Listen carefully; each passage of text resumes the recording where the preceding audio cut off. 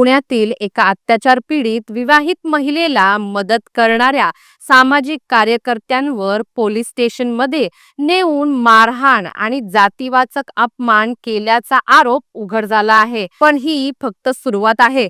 छत्रपती संभाजीनगर जिल्ह्यातील एक 23 वर्षीय विवाहित महिला तिच्या पतीकडून होणाऱ्या मानसिक आणि शारीरिक छळाला कंटाळून पुण्यात येते. इथं तिला मदतीचा हात मिळतो. समाजसेविका श्वेता पाटील आणि त्यांच्या सहकारी महिलांकडून तिला सुरक्षितता आणि आत्मनिर्भरतेसाठी वन स्टॉप सखी सेंटरमध्ये दाखल केलं जातं. पण अचानक एका रात्री या महिलांच्या घरी पोलिसांची धाड पडते. कोणताही वॉरंट नाही, कोणतीही पूर्वसूचना देखील नाही. केवळ एका निवृत्त पोलीस अधिकाऱ्याच्या ओळखीवरून कारवाई सुरू होते. मोबाईल जप्त, पासवर्ड बदल आणि त्याहून भयानक जातीवाचक शिवीगाळ, चारित्र्यावर आरोप आणि मारहाण. प्रश्न असा की हे कायद्याच्या चौकटीत येतं का, की कोणीतरी आपली सत्ता वापरून सूड घेतय? 3 ऑगस्ट पासून श्वेता पाटील आणि इतर महिलांनी पोलीस आयुक्त कार्यालयाबाहेर ठिय्या आंदोलन सुरू केलं. रात्री वंचित बहुजन आघाडीच्या नेत्या अंजली मायदेव आणि सुजात आंबेडकर या देखील पोहोचतात. दुसरीकडे पोलिसांनी आरोप फेटाळले आहेत, पण FIR मात्र अजूनही नाही. याबाबत सविस्तर माहिती जाणून घेऊया या व्हिडिओच्या माध्यमातून. नमस्कार, मी अनुष्का आणि तुम्ही पाहताय दैनिक राज्य लोकतंत्र. छत्रपती संभाजीनगर जिल्ह्यात राहणारी 23 वर्षीय विवाहित महिला तिच्या पतीकडून होणाऱ्या अत्याचारांना कंटाळून पुण्यात काही दिवसांपूर्वी आली होती. या महिलेची परिस्थिती पाहून पुण्यातील काही सामाजिक कार्यकर्त्या महिलांनी तिला मदतीचा हात दिला.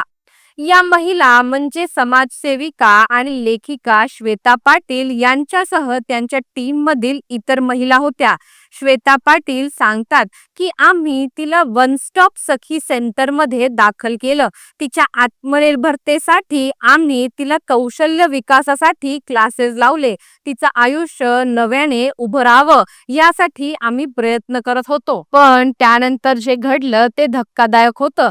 श्वेता पाटील यांनी माध्यमांना सांगितलं, या महिलेशी संबंधित एक व्यक्ती पोलीस खात्यातून निवृत्त झाले आहेत.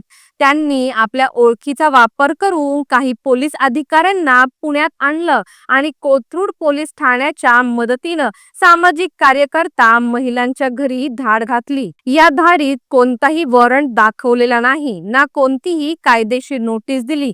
त्या महिलांना जबरदस्तीने पोलीस स्टेशनला नेण्यात आलं. मोबाईल फोन हिसकवले गेले, पासवर्ड बदलण्यात आले. एवढंच नाही तर जातीवाचक शिवीगाळ, चारित्र्यावर शंका घेणारी बोलणी आणि मारहाण देखील करण्यात आल्याचा गंभीर आरोप श्वेता पाटील यांनी केला आहे. आम्ही फक्त या पोलिसांकडे आय कार्ड विचारलं, इतकंच केल्यामुळे आम्हाला इतकं वाईट वागवलं गेलं, असंही श्वेता म्हणतात. या घटनेविरोधात श्वेता पाटील आणि इतर कार्यकर्ता महिलांनी 3 ऑगस्ट पासून पोलीस आयुक्त कार्यालयाबाहेर ठिय्या आंदोलन सुरू केलं आहे. त्यांची प्रमुख मागणी म्हणजे कोथरूड पोलीस ठाण्यातील दोषी अधिकाऱ्यांविरुद्ध FIR दाखल करावी. मात्र पोलीस तक्रार नोंदवून घेण्यास टाळाटाळ करत आहेत. आम्ही कायद्याच्या भाषेत बोलत आहोत, शांततेनं आंदोलन करत आहोत, पण आमच्या तक्रारीला कोणतंही गांभीर्य दिलं जात नाही, असं आंदोलकांचं म्हणणं आहे. श्वेता म्हणाल्या, हे प्रकरण ॲट्रॉसिटी कायद्याअंतर्गत येतं. जर तपास करायचाच असेल तर बेपत्ता महिलेला शोधा, पण त्याच्या नावाखाली मदत करणाऱ्यांवर अन्याय का? दुसरीकडे पोलीस उपायुक्त संभाजी कदम यांनी या सगळ्या आरोपांना फेटाळून लावलं आहे. त्यांच्या मते बेपत्ता मुलीचा तपास करणं चुकीचं नाही. या महिला सहकार्य करत नव्हत्या, तपासात अडथळा आणत होत्या, म्हणून त्यांना चौकशीसाठी पोलीस स्टेशनमध्ये आणण्यात आलं. ते पुढे म्हणाले, जातीवाचक भाषेचा वापर केला हा आरोप खोटा आहे.